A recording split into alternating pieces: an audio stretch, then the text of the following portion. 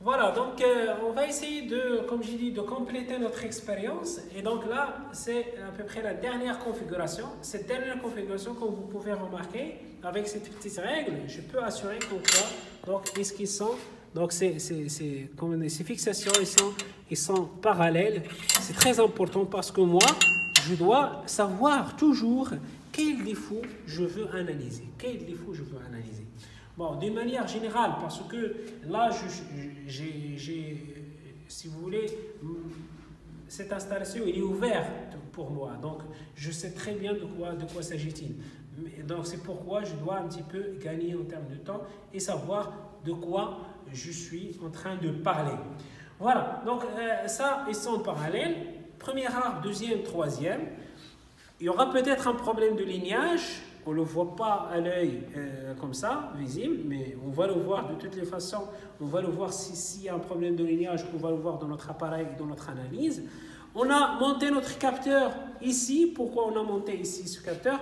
Parce que mon intérêt ici, c'est essayer d'analyser le problème de courroie. Et c'est pourquoi je mets un peu de scotch ici pour pouvoir avoir un certain glissement. Vous voyez, vous entendez qu'il y a un certain glissement relatif à ce problème-là.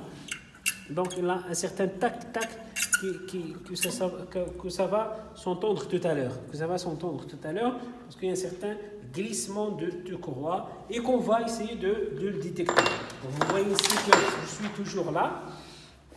J'ai déjà fait l'état initial, j'ai fait le balourd, l'engrenage, et là je vais faire le courroie. Après, je vais rajouter un balourd sur un de ces ventilateurs. Et après l'alignement, bien le lignage, je vais essayer de désaligner cette dernière arbre. Donc voilà, on ferme, on s'assure toujours que notre capteur il est toujours en étroite liaison avec notre appareil. Donc là, je rappelle que cela c'est un appareil d'acquisition et là c'est un capteur, donc c'est un accéléromètre. Voilà, on démarre. Attention s'il vous plaît, j'ai pas dit tout à l'heure, donc essayez de vérifier toujours. Là c'est votre première expérience, là c'est votre deuxième, là c'est votre troisième et là c'est notre quatrième expérience. On vérifie toujours le X. Le X il est monté dans ce sens, donc je clique OK, très bien. Donc voilà, je démarre. Pourquoi j'ai changé de capteur pour ne pas écraser l'émission?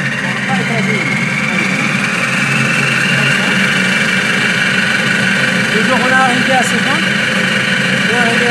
on lance la position.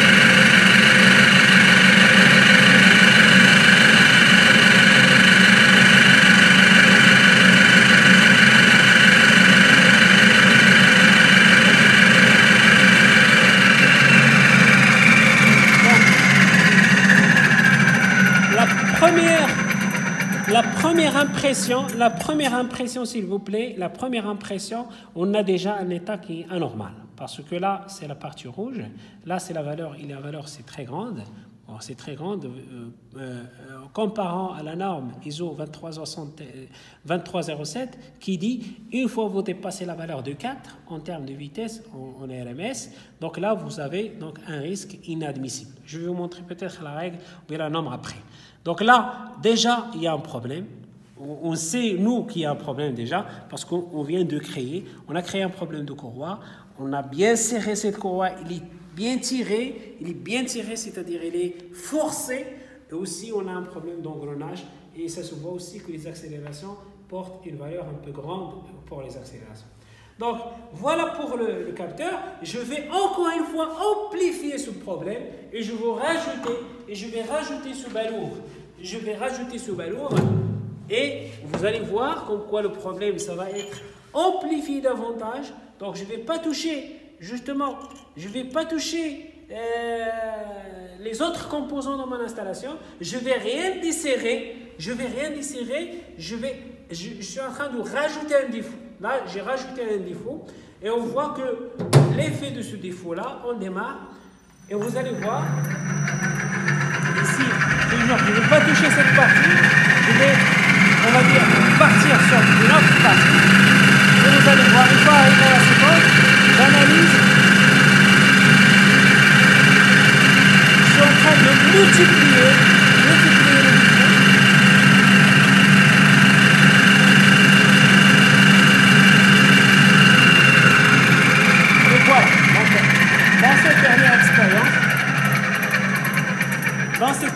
expérience, on voit clairement qu'on a multiplié davantage les défauts. On a multiplié les défauts. Donc là, c'était juste la valeur de 7,12 qui était en rouge.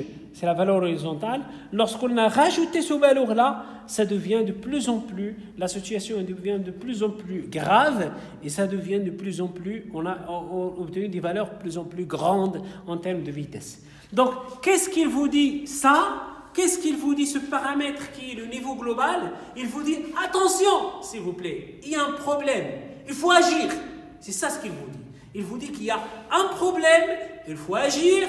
Et il va vous donner, c'est un indice vibratoire, il vous dit une autre chose, il vous dit, ah, voilà, tu peux partir ici dans le spectre et tu vas voir comme quoi il y a des problèmes dans le spectre. Notamment ça, vous voyez que ici, la valeur la plus grande, c'est 14,56, et on va partir, ces 14,56, elle est placée dans la zone verticale, RV. Et lorsqu'on va partir ici dans la basse fréquence, on va partir dans la zone verticale. Qu'est-ce qu'on trouve, s'il vous plaît? On trouve ici qu'il y a le pic dans la valeur de 38,25. Vous allez me dire, monsieur, à quoi correspond ce 38,25? Tout à l'heure, si c'était un problème de balourd, si c'était un problème de balourd, ça devrait être à 25 degrés, à 24,80, à 24,75.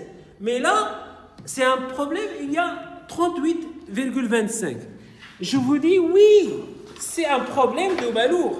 Parce qu'avec l'étude cinématique qu'on a fait, qu'est-ce qu'on a trouvé?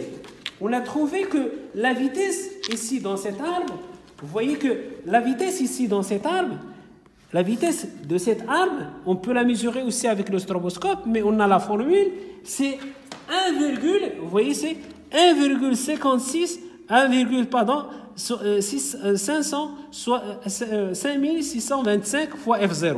Donc on va faire le calcul, s'il vous plaît. On va essayer de faire le calcul rapidement. Voilà. On a dit 5625, 1,5625